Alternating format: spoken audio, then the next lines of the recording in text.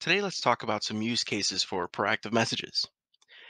So, as a reminder, in order for you to create and modify proactive messages, you have to have an owner role or an administrator role to do so.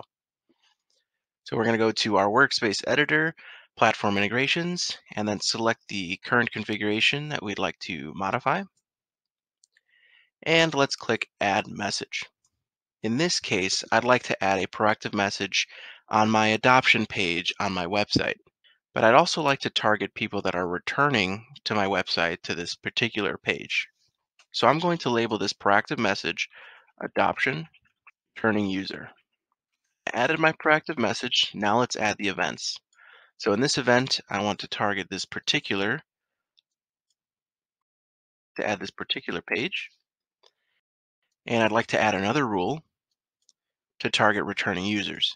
I'm going to make sure to set this to true. False means that they are new users. Any is going to target both new users and returning users. So I want to target returning users. So I've completed my proactive message and I'm going to click Save. Now I'd like to create another proactive message. For this proactive message, I'd like to target people that are visiting my website outside of business hours. So I'm going to label this after hours. I'm going to add my message. And then I'm going to create the event only during business hours and set this to false. So again, it's going to check my business hours within Rake, and I'm going to make sure that it's set to false so that it only displays outside of those business hours. So I'm going to click Save. One last proactive message that I'd like to create would be for people that are coming from my Facebook page. So hit Add Message. I'm going to label this Facebook Dogboarding Ad. So I'm going to add my message, and then I'm going to choose Event. So again, they're going to be coming from Facebook.